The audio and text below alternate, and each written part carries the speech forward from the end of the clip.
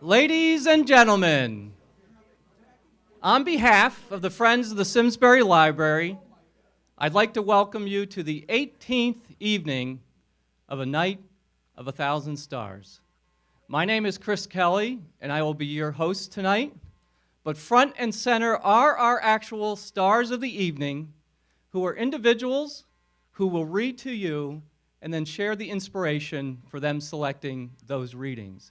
And those individuals are Doug Crampton, Doug, stand up, John Durkin, Allison Hermance, Bronwyn Mock, Sarah Ray, Doug Spencer, Jack Vorvart, and Joan Nagy.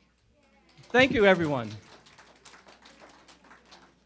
Now, the Friends of the Simsbury Library knows that if you're an individual who likes to read, you will enjoy this evening. But in addition to that, if you're a person who's intrigued about what makes people tick in selecting the book that they selected, you'll especially enjoy this evening. But there's one more thing they know. They know that in addition to those two things, if you're a person who loves music, well, tonight you're in literary heaven. For tonight, we have to set the tone for the evening, the What's on Tap. In introducing them, we have Melissa Blay, Rebecca Hardy, Nancy Prophy, and Laura Riley. And Laura, would you like to introduce your group? Yes, I will. Okay.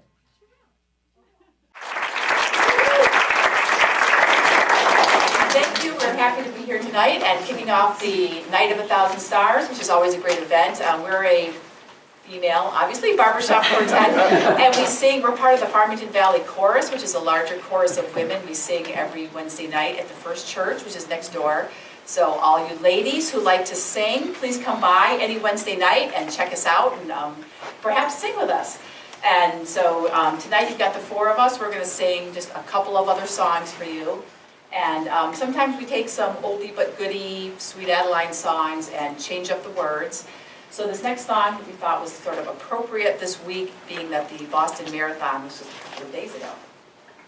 So see if you can figure out the tune, what the song is, and our new words. Ah, the world is right, my heart is light, I'm at the start line. Promise I won't whine, I know my fate, I know my fate.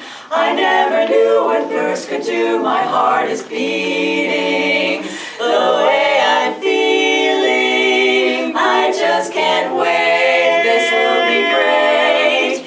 Fit as a fiddle and ready to run, I could jump over the moon and the sun. Fit as a fiddle and ready to run, ready to run. Having a worry, having a care, good weather, water to spare. Fit as a fiddle and ready to run. Yes, I'm ready to run. Soon the start bell will be ringing. Ain't no race for Ma and Pa. When the finish line is nearing, I'll go, yay, I can make it now, it's not that far.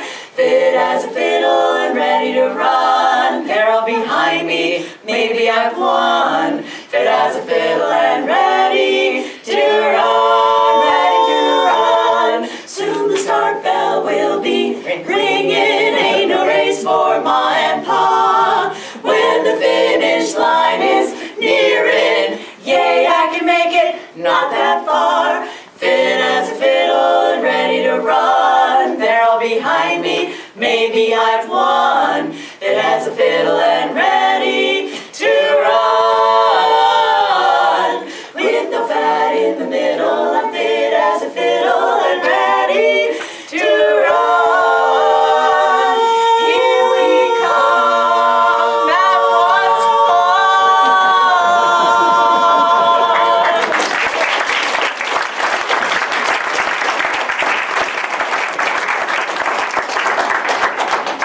All right, we have one more song for you. This one we did not change the words. So, don't recognize this one.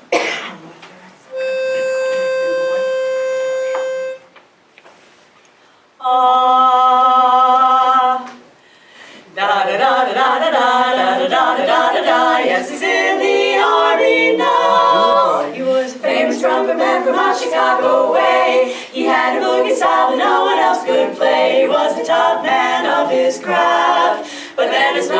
him up and he was gone with the draft. He's in the army now, a blowing reveille. He's a boogie-woogie bugle boy, Company B. They made him blow a bugle for his Uncle Sam. It really brought him down because he couldn't jam. The captain seemed to understand, because the next day the cap went out and drafted a band. And now the company jumps when he plays reveille. He's the boogie-woogie bugle boy, Company B. A root, a toot, a tootly-odd, a toot, he blows an 8 to the bar. In boogie rhythm, he can't blow a note unless the bass and guitar's playing with him. Oh yeah, he makes the company jump, and he plays reveille. He's the boogie-woogie bugle boy, Company B. The boogie-woogie bugle boy, Company B.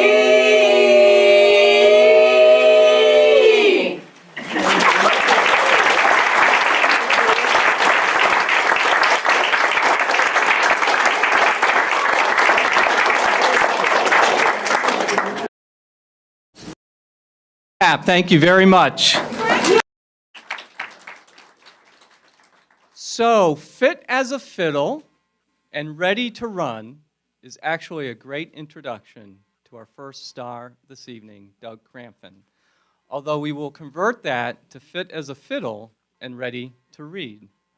Doug is a 1970 graduate of Simsbury High School and a 1974 graduate of Middlebury College.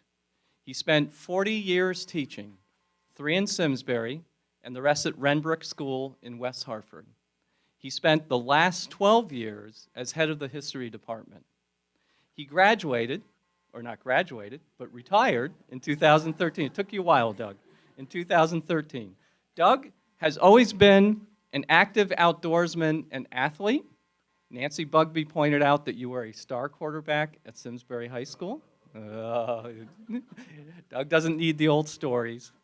And now spends time biking, canoeing, climbing, and coaching. He and his wife, Jane, have one son who also now is a teacher. And if you've ever bumped into anyone who Doug has taught, they will tell you that he's a person that brought tremendous passion to the job, as well as a good sense of humor. Doug, come up and tell us your story.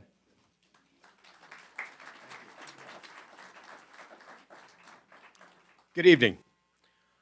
I'm a history teacher. It's what I do. And for years, I couldn't figure out what it was about history that grabbed me. So, until one day I was reading a book by Stephen Ambrose about called The Wild Blue, about the young men, age 20, 22, who were pilots over Germany during World War II. At the bottom of that book, at the bottom of page 1, there was one sentence that clarified everything for me.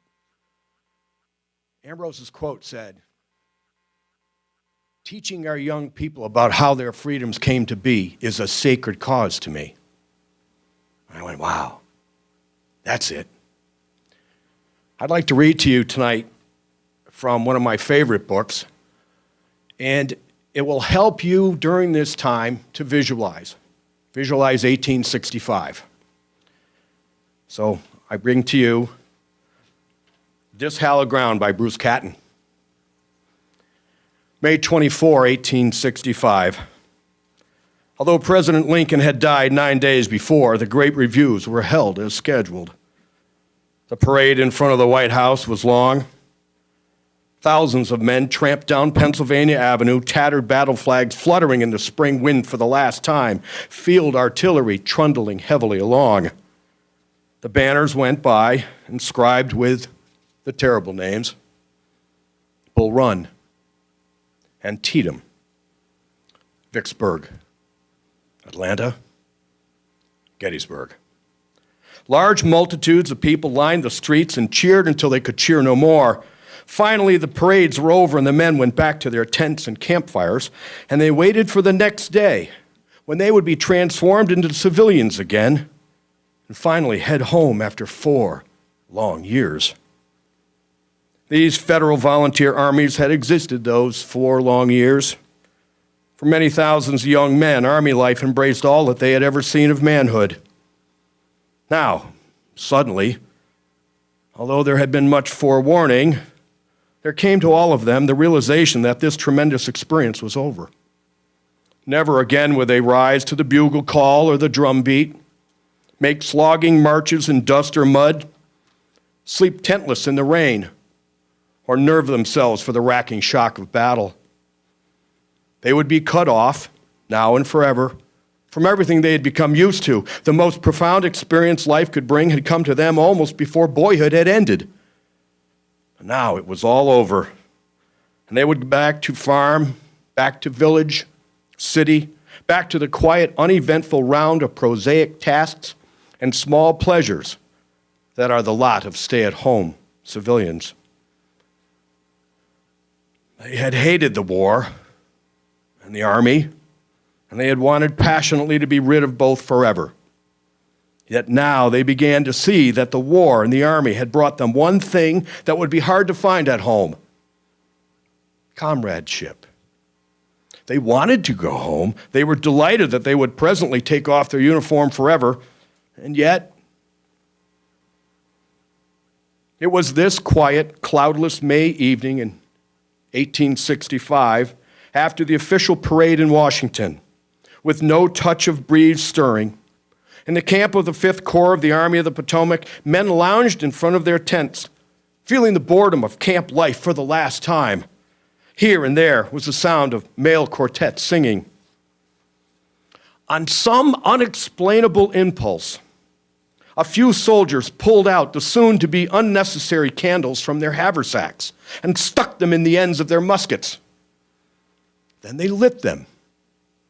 Then that small little group began to march down the street. In the windless twilight, the moving flames hardly so much as flickered. Other soldiers saw, and still others saw. They liked the looks of it. They got out their own candles and they joined in the parade, until presently everyone in camp was astir. Privates were appointed temporary lieutenants, captains, and colonels. Whole regiments and then battalions began to form, and bands turned out to make music. By the time full darkness had come, the whole army, tens of thousands of soldiers, was out on the parade ground, swinging in and out of each other, marching to the beat of their new joyful music. Nothing visible to the eye but thousands upon thousands of candle flames. Watching from a distance, a reporter for the New York Herald called the sight beautiful beyond description.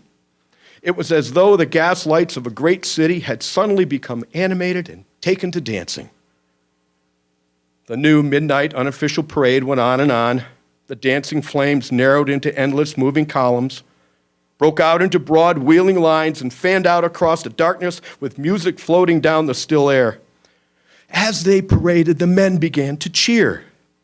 They had marched many weary miles in the last 4 years, into battle and out of battle, through forests and across rivers, uphill and downhill, and over the fields, moving always because they had to go where they were told to go. Now they were marching for the fun of it. It was the last march of all, and when the candles burned out, the night would swallow soldiers and music and the great army itself. But until the candles burned out, they cheered. The night would swallow everything. The war, its echoes, the graves that had been dug and the tears that had been shed, the hatreds that had been raised, the wrongs that had been endured, and the hopes that had been kindled. In the end, the last little flame would flicker out, leaving no more than a wisp of gray smoke to curl away into the night unseen. The night would take all of this, as it had already taken so many men and what they stood for. Now was a chance for a peace made in friendship and understanding, a new vision for men released from the bondage of civil war. But for the moment, the light still twinkled, infinitely fragile, flames that now bent to the dreams of a better world. The final end to the war would not be darkness. Somewhere, far beyond the night there, after the candles flickered out, there would now, finally, be a brighter and stronger light. A new era had begun.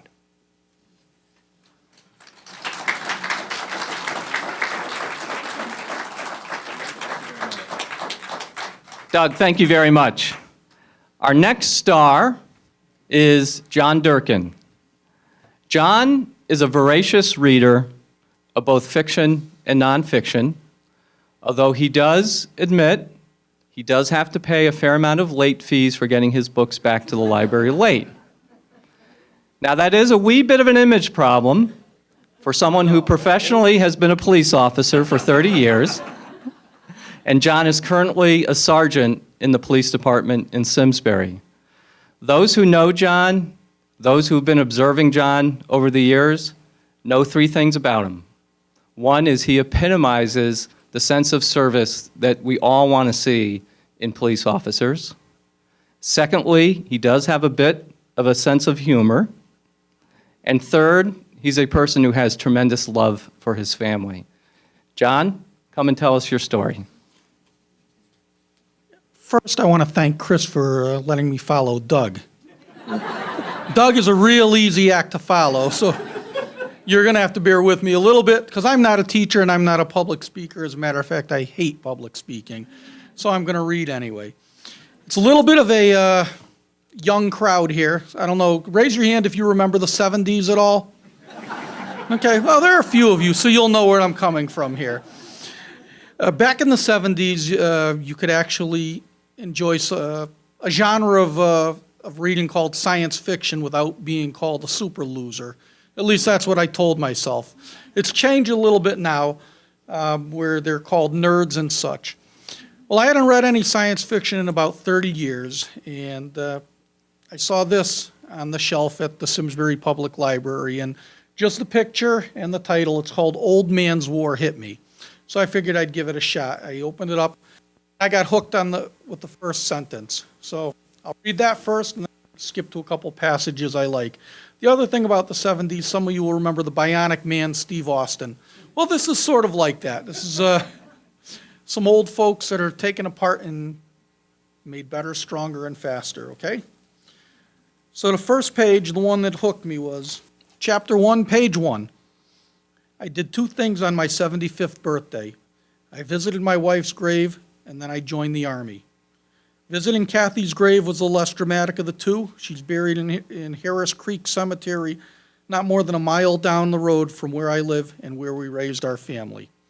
So that's it. He joined the Army, and they did a whole number of things, but this was a big reason. Life expectancy at this time was about near the 90-year mark, and it's been there ever since. We eked out almost another score from the 3-1 or 3-10, and then God seems to have put his foot down. People can live longer and do live longer, but they still have those years as an old person. Nothing much has ever changed about that.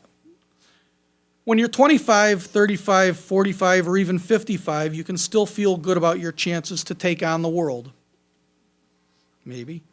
When you're 65 and your body is looking down the road at imminent physical ruin, sorry for I didn't write this, I just read it. These mysterious medical, surgical, and therapeutic regimens and procedures begin to sound interesting. Then you're 75, your friends are dead, and you've replaced at least one major organ, and you have to pee 4 times a night. You can't go up a flight of stairs without being a little winded, and you're told you're in pretty good shape for your age.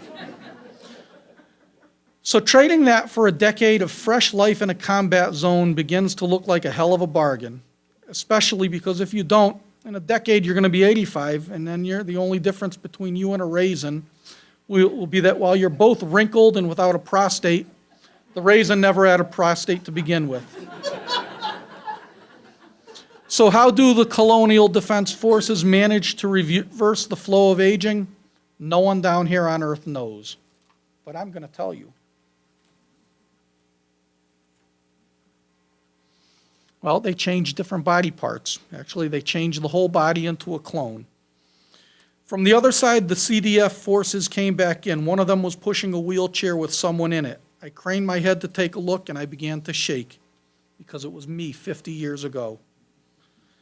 A clone, I said finally. No, Dr. Russell said, not exactly. The DNA has been heavily modified. You can see the most obvious difference. Your new body's skin.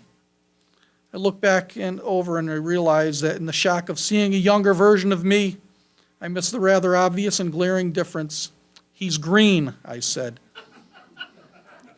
You're green, you mean, Dr. Russell said, or will be in about 5 minutes.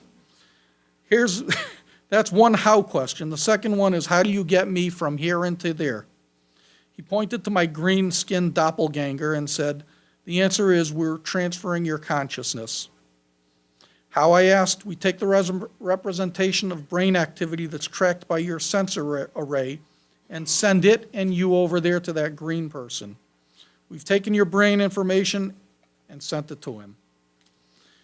So I'm going to finish up just telling you what they end up in, because they have joined the Army. They go into intergalactic battles and such. He's giving, in his training, he's shown 2 examples of species that he's going to interact with. Lieutenant Oglethorpe pressed a button on the podium where he stood. Behind him, 2 display boards shimmered to life. In the one to the left, a nightmare popped up. Something black and gnarled with serrated lobster claws that nestled pornographically inside an orifice so dank you could very nearly smell the stench. Sounds like our locker room at the PD.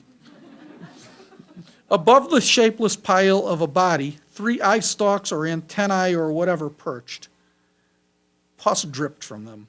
H.P. Lovecraft would have run screaming. And to the right was a vaguely deer-like creature with cunning, almost human hands and a quizzical face with big brown eyes that seemed to speak of peace and wisdom. If you couldn't pet this guy, you could at least learn something about the nature of the universe from him. So Lieutenant Oglethorpe took a pointer and waved it in the direction of the nightmare. This guy's a member of the Bathunga race. The Bathunga are deeply pacifistic. They've got a culture that reaches back hundreds of thousands of years and an understanding of mathematics that makes ours look like simple addition. He whacked the second board, which had the friendly deer man. I'll use a little curse word, you're all old enough. Now, this little fucker is a Sailong.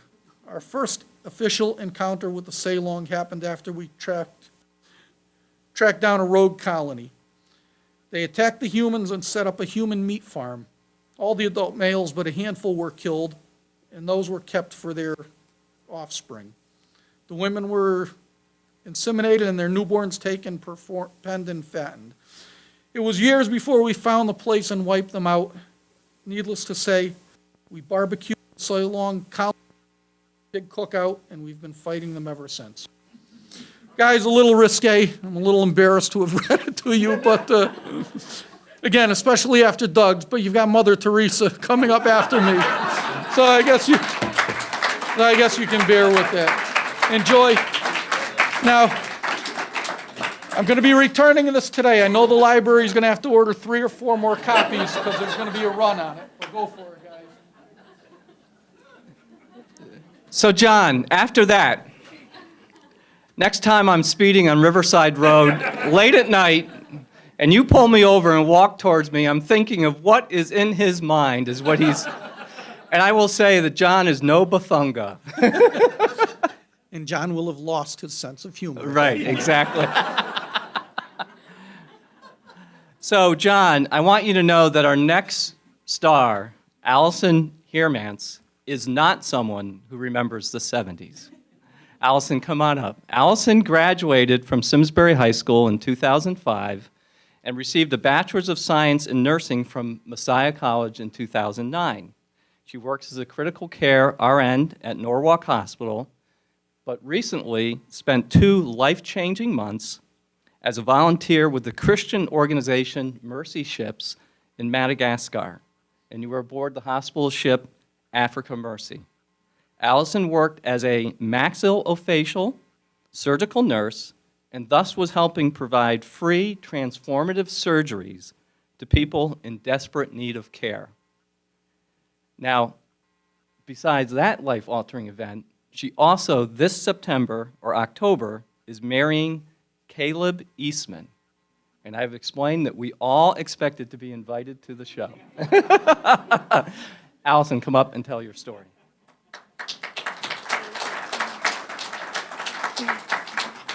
It was fun to be walking up to the library this afternoon because it made me remember all the times I came here growing up. My mom taking us to read or rent children's books. My dad taking us to rent a VCR and bring home VHS tapes to watch when my mom wasn't home. or when I felt really cool driving myself here to do my homework in high school and to procrastinate studying for exams by reading books off the shelves. And it's really interesting being here as an adult and just sharing a little bit about myself. So the beginning of my career as a nurse has been incredibly rewarding. It's been challenging, it's been exciting, it's been painful, it's been fun. And the most exciting adventure that I've had so far has been to go to Madagascar and serve as a volunteer nurse. And that was really awesome because it allowed me to bring my nursing life and my Christian life together and be able to really be the hands and feet of Jesus. I think that what I anticipated in going to Africa was to be able to help so many people. And while I did get to do a part of that, I really was blessed by the people that I met and realized that the love that I was able to share with them was more important than any part of the healthcare we were able to provide. I worked on a maxillofacial surgical unit where we got to do free surgeries for men, women, and children who needed facial reconstruction because of the effects of disease of poverty, people that had to have cleft lip repairs at the age of 50, people that the man had a 20-pound tumor off of his neck that we were able to remove. But what was more important to those people, more so than losing this tumor or getting a new lip, was that they were shown love by these people that were complete strangers to them. While I was on the ship, I did a lot of reading in my spare time, and one of the things that I was reading was Mother Teresa's book, No Greater Love. And I think that she says a lot more beautiful than I could say, just the power of love and the power of showing God's love to people. So I'm going to read a portion of No Greater Love by Mother Teresa. It's not as funny as what John just read. Sorry. I will never forget one day in Venezuela when I went to visit a family who had given us a lamb. I went to thank them, and there I found out that they had a badly crippled child. I asked the mother, "What's the child's name?" The mother gave me a most beautiful answer. "We call him Teacher of Love because he keeps on teaching us how to love. Everything we do for him is our love for God in action. We have a great deal of worth in the eyes of God. I never tire of saying over and over again that God loves us. It is a wonderful thing that God himself loves me tenderly. That is why we should have courage, joy, and the conviction that nothing can separate us from the love of Christ. I feel that we too often focus on the negative aspect of life, on what is bad. If we were more willing to see the good and the beautiful things that surround us, we would be able to transform our families. From there, we would change our next-door neighbors and then others who live in our neighborhood or city. We would be able to bring peace and love to our world, which hungers so much for these things. True love is a love that causes us pain, that hurts and yet brings us joy. That is why we must pray to God and ask him to give us the courage to love. From the abundance of the heart, the mouth speaks. If your heart is full of love, you will speak love. I want you all to fill your hearts with great love. Don't imagine that love, to be true and burning, must be extraordinary. No, what we need in our love is the continuous desire to love the one we love. There are thousands of people who would love to have what we have. Yet God has chosen us to be where we are today to share the joy of loving others. He wants us to love one another, to give ourselves to each other until it hurts. It does not matter how much we give, but how much love we put into our giving. In the words of our Holy Father, each one of us must be able to cleanse what is dirty, to warm what is lukewarm, to strengthen what is weak, and to enlighten what is dark. We must not be afraid to proclaim Christ's love and to love as he loved. Where God is, there is love. And where there is love, there is always an openness to serve. The world is hungry for God. When we all see God in each other, we will love one another as he loves us.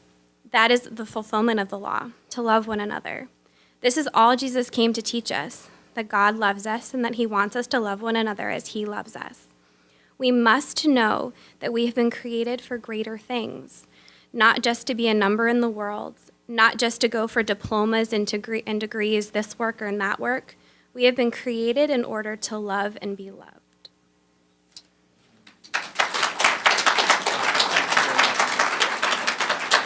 Thank you very much, Allison.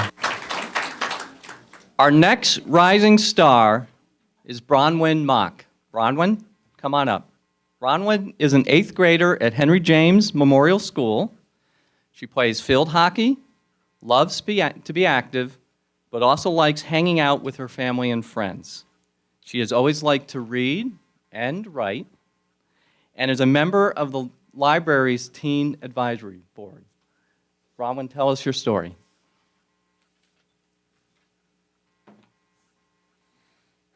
Hi, I'm Bronwyn, and this is my copy of The Book Thief.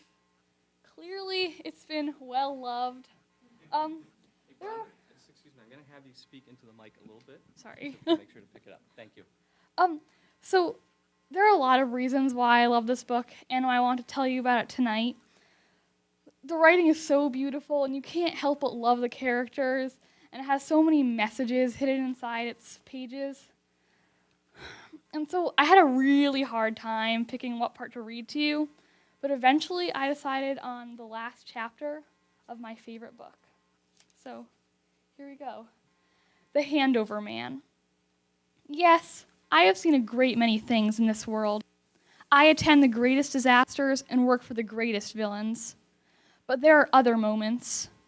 There's a multitude of stories, a mere handful, as I have previously suggested, that I allow to distract me as I work. Just as the colors do.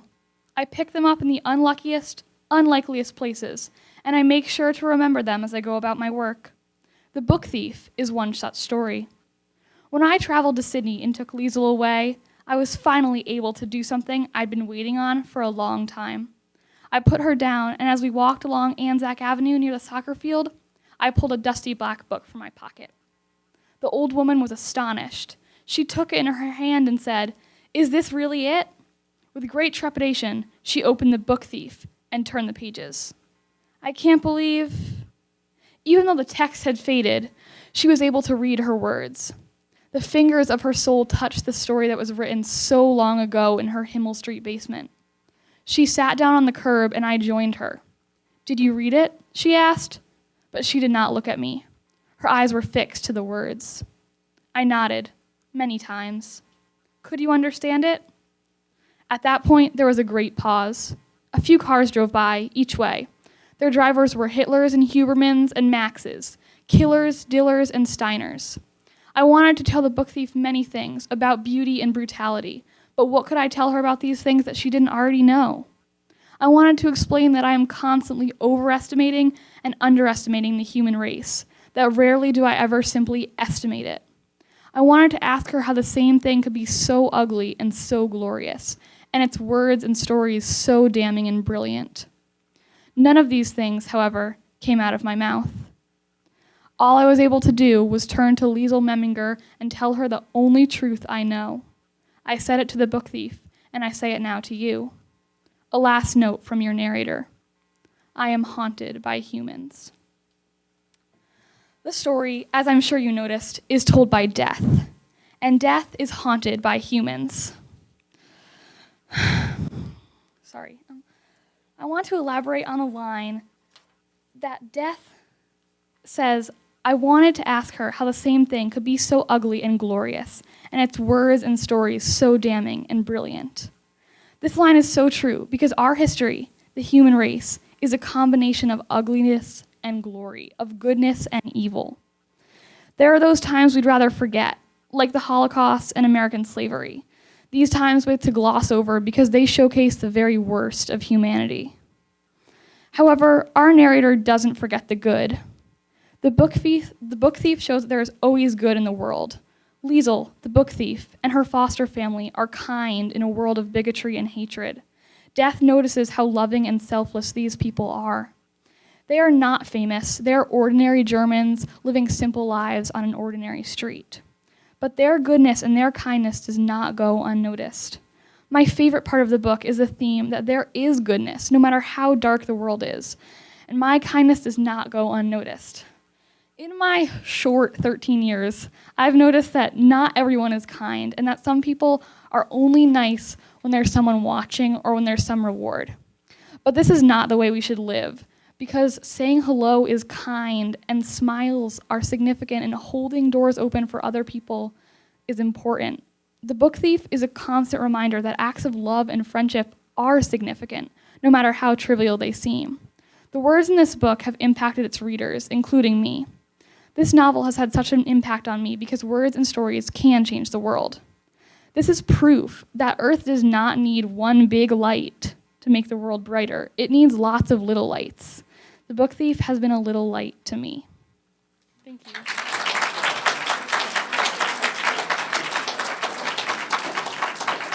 Bronwyn, thank you very much. I think it's a credit to the Simsbury Library that one avenue for Bronwyn to pursue her enjoyment of reading as well as writing is to participate on the Teen Advisory Board. And Bronwyn, that creates a direct connection to our next rising star, Sarah Ray, who happens to be the Teen Services Librarian. Not only that, she also is officially not just a member of the 1,000 Stars, but officially was recognized in 2013 by the Connecticut Library Consortium as the Rising Star Award winner for librarians. Sarah, come up. Sarah is a native of Bristol, Connecticut. She received her BS and Master's in Library Science from Southern Connecticut State University. She has worked at libraries for 12 years, public libraries for 12 years. When not reading and reviewing teen literature, she enjoys hiking with her husband, Jamie, and her dog, Sadie. Sarah, come up and tell us your story. Hello, everyone. So how do you choose a book to read tonight? I chose the book Laughing at My Nightmare, which is a memoir by Shane Burkaw. I chose this because his story inspired me, and I wanted to share his story with you, at least little bits. I'm going to be copying what John did and tell you a couple different passages.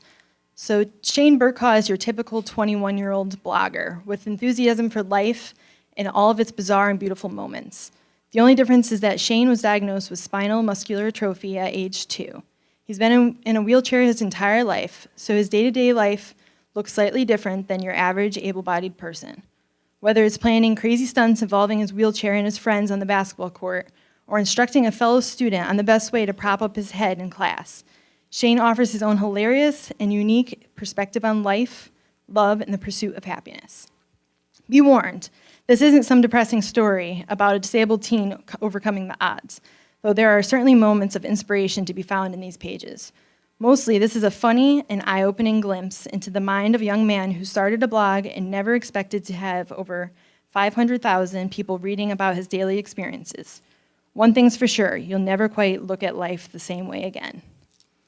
So I'm going to read a little passage about when Shane got his new wheelchair, and this is his letter to his old wheelchair that he was giving up that he had most of his life. Dear Darla, the time has come to say goodbye. But before you go, let's reminisce about all the memories we've shared. There were countless feet that we have run over together. Most of the time, it was an accident, but sometimes we did it on purpose and disguised it as an accident. Other times, we ran over feet because people asked us to. There was a time we stayed outside in the summer downpour against all reasonable logic, and you broke down for 3 days. I had to sit in a very old, very uncomfortable manual wheelchair while you were being repaired. Andrew, his brother, parked me in the corner and told me I was in timeout probably 100 times during those 3 days. Without instant Netflix, I probably would have died. There was a time we were in the car together, not strapped in, because we like to live on the edge. And Mom had to slam on the brakes, and you rocketed toward the front of the van since I had also forgotten to turn you off. I broke my big toe as we collided into the driver's seat, so that was a learning experience. We still don't strap you in, though, because we still like to live on the edge. But at least now I remember to turn you off. There was a time where you threw me out of your seat when I ran over a soccer ball with you. The broken femur I suffered put me out of commission for a month. I still kind of hate you for that, but forgiveness is a process. There was the time the street in front of our house froze over and we had races on the ice until my entire body was frozen solid. There was the time I burned holes in your controller interface because I wasn't paying attention while playing with fire with Andrew in the backyard. That's what I get for having such a fascination with fire. We have traveled hundreds of miles together. We went through puberty together. We made friends together. I can never thank you enough for all you've done for me. You will never be replaced. You will never be forgotten. Unless, of course, my new chair is a lot cooler. And he has lots of little, inserts here. It says, I don't actually name my wheelchairs. My wheelchair became Darla about 14 seconds ago. So what Shane did is he told his story about living life to the fullest and laughing at his own nightmare, and he started traveling and visiting different schools and different places. So I'm just going to read a little excerpt from the end. Of course, I'm on the wrong page. So he was speaking at this school and telling his story about all these things that have happened to him. And a middle school student stood up and wanted to share this. He proudly and confidently, he looks up and says, I just wanted to thank you guys for coming to our school and sharing your story. I've had a lot of problems myself, and hearing your story and the way you handle your problems makes me want to write my own story down to share with people and look at life more positively like you guys do. Shane reminds us, none of us are normal. He has a disease that's causing his muscles to waste away. He doesn't know if he'll be alive in 10 years, and he's afraid to die. But he's come a long way in his 21 years, but I'm nowhere close to slowing down. As I get older, my body will continue to get worse until I lose even the tiny bit of freedom that I have now. But you better believe that's not going to stop me. I'll throw everything I have into this life for as long as I can physically manage. Maybe it'll be a huge failure. If at the end of it all, I can look back and know that I made some people laugh, then it would have been all worth it. So that's just an excerpt of Shane's story. He started his story on his blog, laughingatmynightmare.tumblr.com, and he also won an Emmy for his short documentary about his life. So you guys can all check him out online. And check out this book in our teen section.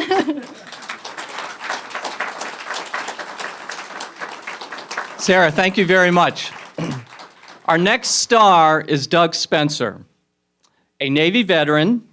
He grew up in the Berkshires, but has been in Simsbury for the last 10 years, and he's been in the restaurant business for 20 years, and he's general manager of the very well-known establishment, Joe's Pizza on Wilcox Street.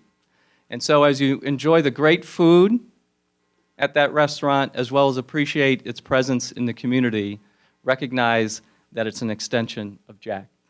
Doug, I'm sorry, come up and tell us your story. Good evening, everybody.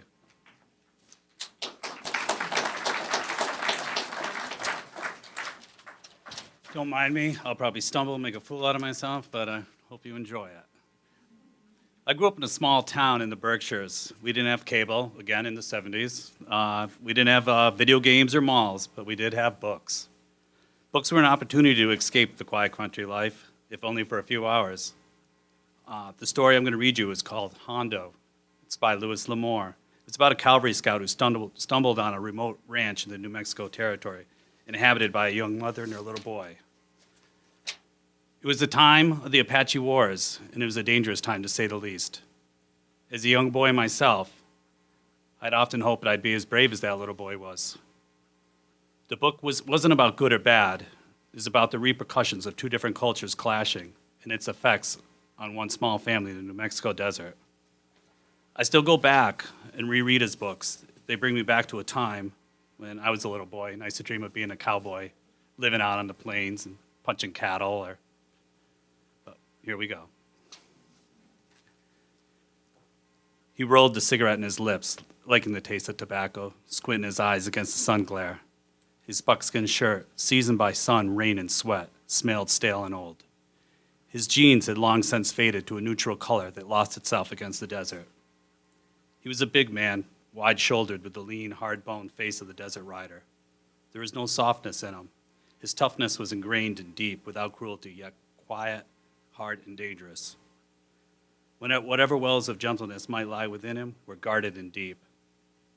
An hour passed, and there was no more dust, so he knew he was in trouble. He had drawn up short of the crest where his eyes could just see over the ridge. His horse crowded against a dark clump of Jupiter, where he was invisible to any eye, not in the immediate vicinity. The day was still and hot. Sweat trickled down his cheeks, down his body, under his shirt. Dust meant a dust devil or riders. and this had been no dust devil. The devil had shown itself, continued briefly, then vanished, and that meant that he had been seen. If they were white men fearful of attack, they were now holed up in some arroyo. If they were Apaches, they would be trying to close in. He studied the terrain with care, a searching study that began in the distance and worked near, missing no rock, no clump of bush, no upthrust ledge. He saw no further dust, heard no sound, detected no movement. He didn't move. Patience at such a time was more than a virtue. It was the price of survival. Often the first to move was the first to die. Hondo Lane took out the makings and built another cigarette. Then he struck the match. He held it well back in the foliage of the juniper, keeping the flare invisible. He drew deep on the cigarette, returning his attention to the terrain.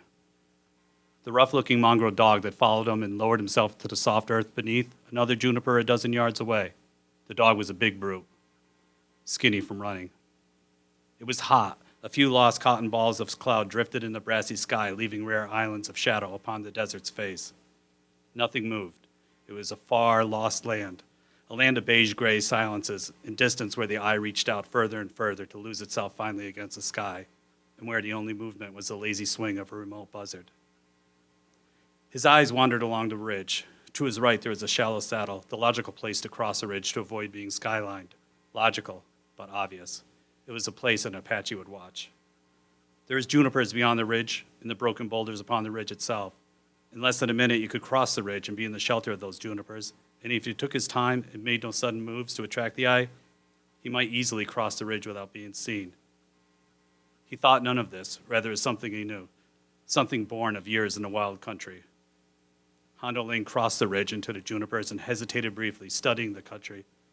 His every instinct told him that these riders had been Apaches and that they were somewhere close by. Yet the dog had given no sign.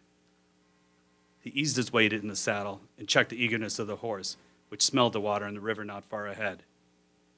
Finishing his cigarette, he pinched it out and dropped it to the sand and angled down the slope. He slid his Winchester from its scabbard and rode with it across the saddle, keeping his horse to a walk. Victoria was off the reservation with his fighting men, and that could mean anything. Council fire was burned. There was much coming and going among the lodges. Mescaleros had been hunting with the Membrinos, and the border country was alive with rumors. Hondo Lane could smell trouble. He knew it was coming, for others and for himself. Thank you.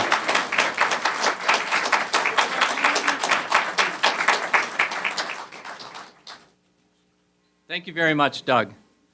Our next star is Jack Vervart. Jack, come on up.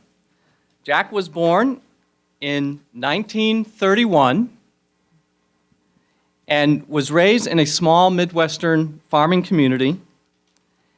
In 1948, he enlisted in the Navy. 5 years later, a new adventure began when his extended enlistment ended and he married the love of his life, Patty. Jack worked for a year at North American Aviation in Columbus, building F-16s, F-86s, then went off to Ohio State, graduating in 1959. He then began his career in sales and eventually became a manufacturer's rep. Jack and Patty and their 6 children moved to Simsbury in 1966, and he retired in 2006 at age 75, but has done a lot of volunteer work around town and is an active member of the Senior Center and the American Legion. Jack, tell us your story.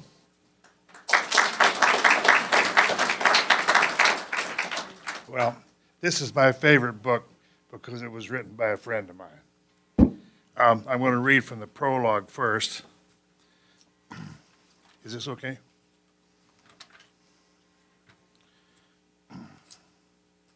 This book was actually written by Admiral Stockdale and his wife. He wrote a chapter, and then she wrote a chapter all the way through the book. It details mostly his experience as a prisoner of war in Vietnam. Vice Admiral Stockdale entered the fray as a commander in 1964, when the American commitment totaled about 16,000 men and left in 1973 with the number was about the same. In between, however, our commitment had shot up to over 30 times that number, and the truth about the Gulf of Tonkin incident and how they precipitated this large investment of treasure and blood is a story Jim Stockdale protected for 20 years, almost 8 of them at great risk in a communist prison.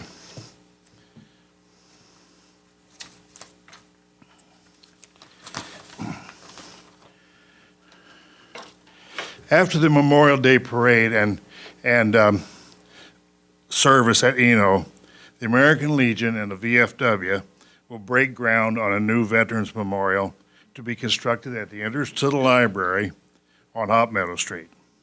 Among the 400-plus pavers will be 2 very special pavers for Medal of Honor recipients, Corporal William O'Neill of Terrafil and Vice Admiral James Bond Stockdale, call sign 007. I'll explain a call sign, if people are not familiar with it, is the identification pilots use when they're communicating with each other or the ship, whatever. They use a call sign. So he was known as 007, so I knew a real 007. I'm going to read from the book entitled In Love and War, and this is the man who knew the truth about the lie that was the Gulf of Tonkin incident, because he was there and saw the whole thing. I met the lieutenant when I was assigned to Air Anti-Submarine Squadron VS-27 in Norfolk. Because of our difference in rank and status, I never had any close relationship with Lieutenant Stockdale. I was aware there was something special about this officer and pilot.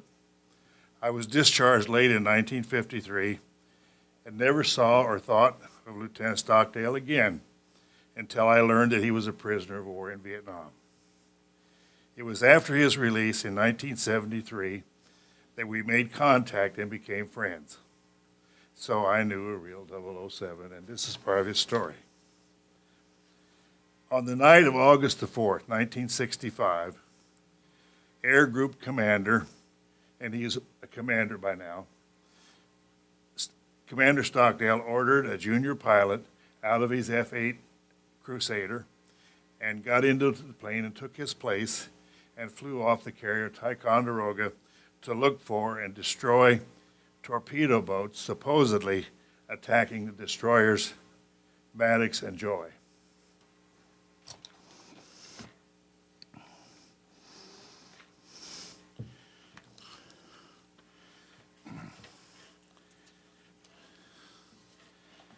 This is kind of small print.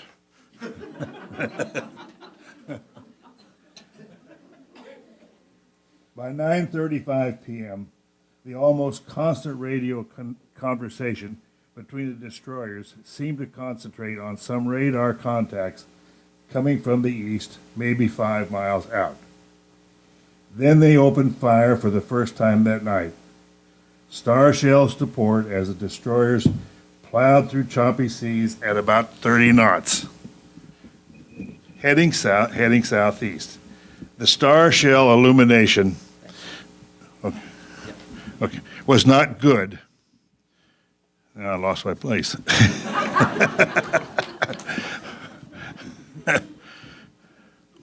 The star shell illumination was not good because the projectiles were bursting in the clouds and the flares were just about burned out by the time their little parachutes got below the clouds.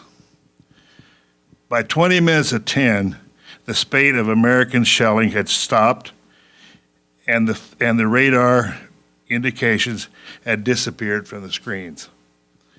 Then almost immediately, there was talk of a torpedo in the water, and for about an hour, there were torpedo calls, and then intervals of sporadic to frantic shell fire. The Joy was firing at targets the Maddox couldn't track on radar, and the Maddox was dodging torpedoes the Joy couldn't hear on their sonar.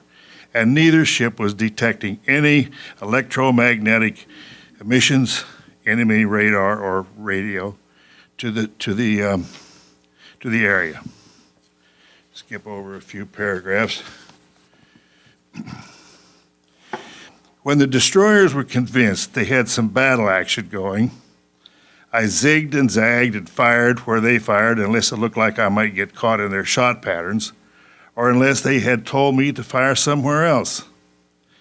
The edges of the black hole I was flying in were still periodically lit by flashes of lightning, but no wakes or dark shapes other than those of the destroyers were ever visible to me. And so on into the night. I was sweating like a pig and periodically scaring myself to death. I shouted to myself as I brought years and years of day, night, extra cruise, extra weekend, see the pants, stick and throttle experience into full play at last. I have to press in. I have to press in. I've got to see him. I've got to see him. But there was nobody to see. The next day, he got back to the carrier, and the next day he was awakened after about 5 hours sleep and told he was to lead a flight to destroy the oil storage facilities at Vin. And he says, retaliation for what? So anyway, he led the first strike of a big airstrike and destroyed like 15 or so big oil tanks. And that was really the first action of the war. 400 days later, Commander Stockdale was shot down and taken prisoner. Being the senior officer in prison, he immediately took control of the prisoners and organized the resistance to interrogation and propaganda efforts of his captors. During his 7.5 years, 4 of which were in solitary confinement because he didn't behave himself, in captivity, Jim and all the prisoners suffered horrendous abuse, starvation, and torture. When he realized that the North Vietnamese, and this is about a year before he was released, long after he had been taken prisoner, when he realized that the North Vietnamese were really going to turn up the heat on him for his lethal knowledge about the truth of the Gulf of Tonkin incident, and rather than capitulate, now secretly promoted to captain, Captain Stockdale, while bound in a chair and alone in the room, managed to break a glass panel, slit his wrists, and started to bleed to death. He was subsequently discovered by the North Vietnamese and revived. Now I'll read his citation that was given to him by President Ford.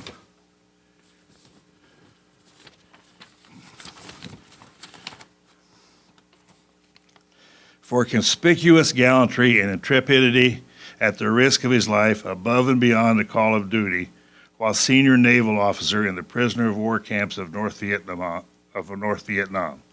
Recognized by his captors as the leader of the prisoners of war resistance to interrogation and in their refusal to participate in propaganda exploitation, Rear Admiral Stockdale was singled out for interrogation and attended torture after he was detected in a covert communications attempt. People have heard of the tap code, which is indeed a genius way of communicating. And they got so good at that they could tap code with anything. There was an incident where he was bound up and in the back of a truck, and they were trucking these guys off somewhere. And the guy sitting across from him, they were speaking by tapping each other's toes. That's how. And kids nowadays, texting with the language they use in texting, that's similar to what these guys did. They abbreviated everything. So I think they invented texting.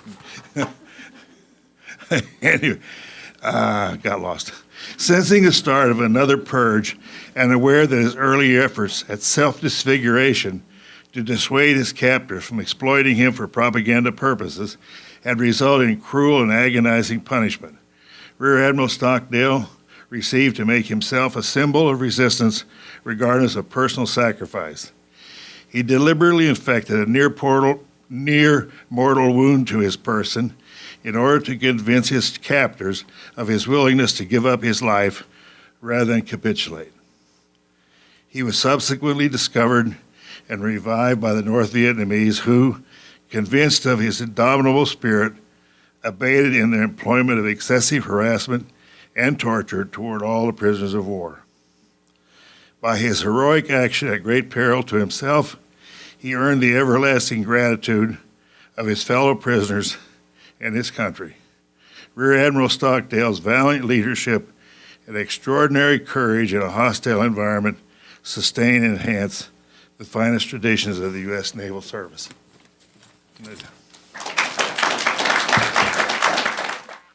So tonight I'm going to tell you a bedtime story, and I hope nobody falls asleep or anything like that. And it's a story about a little girl and her books. And it's called, I hope it's called something, The Education of Little Joni. That's me, little Joni. That's on the first day of school, and my dress my mom made, it says, "The early bird catches the worm." So most children learn a lot of what they need to know by interacting with other people, obviously. But I was painfully shy, and I came from a family of shy people. So that's my family of shy people. That's me. So what I interacted with was books. And I used books to fill in the gaps about the world around me, the things that I didn't get from interacting with people. For as long as I can remember, I loved books. That's me sharing a book with my two older sisters, Carol and Nancy. So the three earliest books I remember were brought to our family by my parents. They're pretty old books, so you probably are not going to recognize them, but they're three of my favorite books, and my sisters, by the way. The first was a book of stories, and the most memorable story with the pictures there was called Disappearing Annabelle. It was read to me numerous times by both my mother and my grandmother, and in a minute you're going to see why they read it to me so often. Annabelle was a stubborn little girl, and she wouldn't drink her milk. She kept getting smaller and smaller until one day she was so small that her parents couldn't find her. Now, this had been 2015 when this book was written. There would have been an Amber Alert and a huge manhunt would have ensued. But this was 1928. And so what do you think Annabelle's parents did when they couldn't find her? They started moving the furniture out of her room. Oh, well, she's gone. We might as well move the furniture out. So, fortunately, Annabelle's mother had the foresight to leave a glass of milk on the windowsill, so Annabelle finally reappeared. But in the meantime, I learned my first valuable lesson, which was do what your parents say unless you want to see a moving van in front of your house moving the furniture out of your room. So needless to say, I was shy, but I was a very, very good little girl for many, many years. The second book that I loved early on was the book that began my lifelong love of animals. It was called Skaggs the Milk Horse. I learned a lot about milk production in the 20s from this book, but more importantly, I learned about the special relationship between animals and their owners. In the story, Skaggs' owner, Jim Clark, takes a shortcut through an alley to deliver milk in the winter. He slips on some ice, and he falls, and he is whisked away to the hospital. Skaggs is left alone and forgotten. He whinnies, and he looks around, and he waits for Jim to return, but Jim doesn't come back. So, finally, he does what he knows Jim would want him to do. He brings the milk wagon safely home himself, and he even backs it into the shed by himself. So, from Skaggs, I learned that if you love and care for your animals, they will do the same for you. So this is me with my dog, Patsy, my first cat, Icky, a baby squirrel that we rescued, and this is me going down the Grand Canyon on a mule.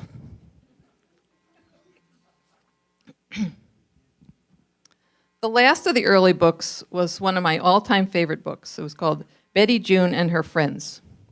Now, Betty June spent part of her year living in the little house in the woods with her friends Gray Rabbit, Spotty Toad, Ragdoll, Wooden Horse, and Teddy Bear, and sometimes her human friend Little Dickie would drop in too. That's Little Dickie.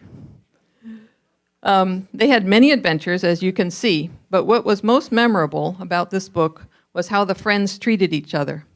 They were kind and helpful and comforting to each other.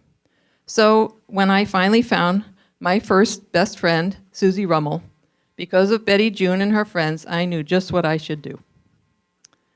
But little girls grow up, and little Joni grew up too. And the books I loved the best during this growing up process were the Nancy Drew books. First of all, this was very unusual for this day and age when I was reading these.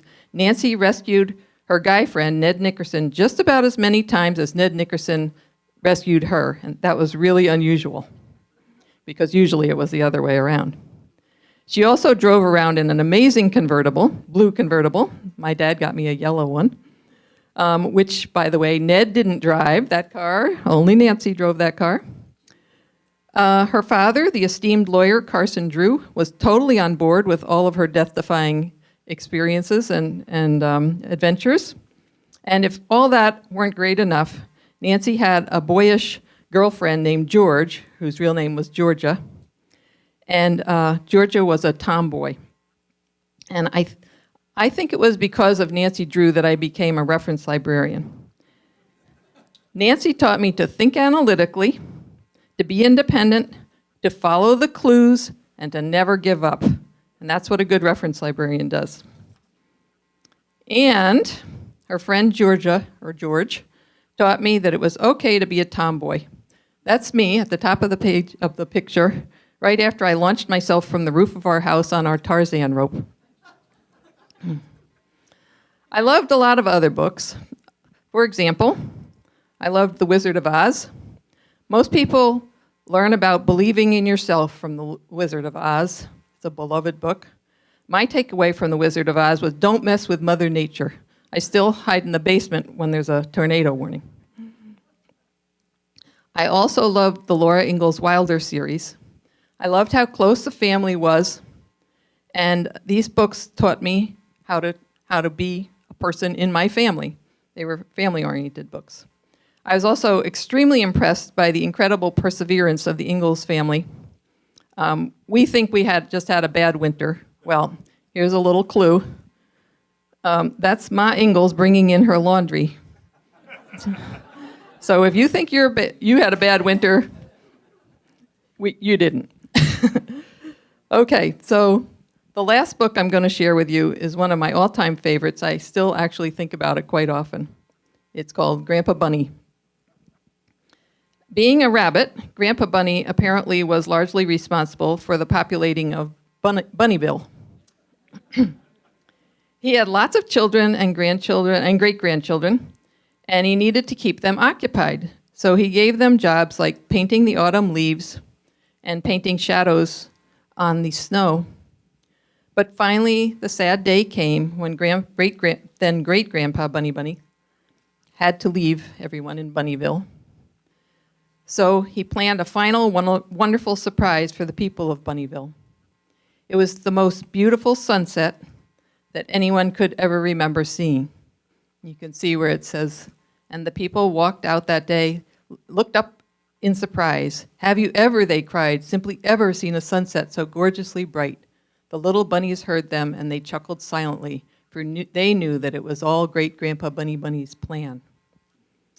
Now, I believe in God, but I have to admit that when I see a beautiful sunset, I still think Great-Grandpa Bunny has outdone himself with this one. So, from Grandpa Bunny, I learned a very important lesson, that before you're done in this world, you should create something beautiful and something sweet and something that will leave people smiling. Thank you. I'd like to thank tonight a few people. First of all, SCTV for videotaping this, and Mark Orenstein, thank you very much.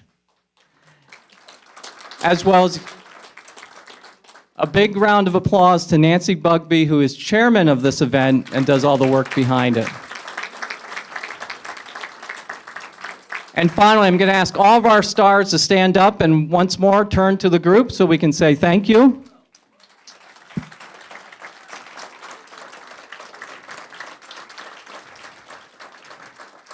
And let's end with this thought from no better writer and appreciator of good art than Mark Twain, who said, "In a good book room, you feel in some mysterious way that you are absorbing the wisdom contained in all the books through your skin without even opening them." Thank you to our stars, and thank you to you. Have a good evening.